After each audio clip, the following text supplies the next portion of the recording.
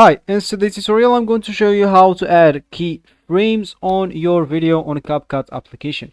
So first of all, all you need to do, just go and download CapCut application. If you don't have it on your PC, of course you can do that through any browser you have, or you can just go and check one of our videos in this channel. If you want to, you don't go through all the boring steps alone, or if you want to just to follow a video, just go and check one of our videos on how to download or install CapCut application on your PC. So once you actually download it, just go and open it, just double click on it, and it will open this page for you. From here, you would like to log in into your account first, and if you don't have an account, you'll need to create an account.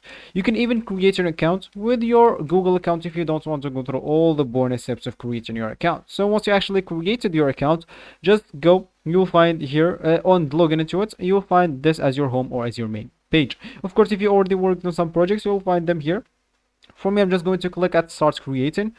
This will open this for you, and of course I'm just going to import a video to show you how to actually add some keyframes to it. So for me, I'm just going to drag this video now at this editing area, and from here, of course, I'm just going to click add this video once, or of course you can double click on it, do whatever, just make sure to select it. So once you actually select this video, you will find this right here.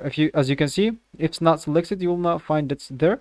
So make sure to select it by just clicking on it, and now as you can see, you will find this option of editing this video exactly. So of course, if you want to add some key frames, you can just go and add, if you want to add maybe at the beginning of the video a scale keyframe, so maybe this is gonna be your video, just go and click here at add keyframe, and at the end of the video maybe you would like to add another keyframe with 100 and hit the enter button.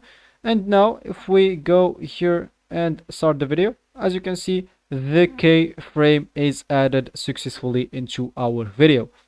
So that's all actually for this tutorial. I hope you like it. Thank you guys for watching. Goodbye.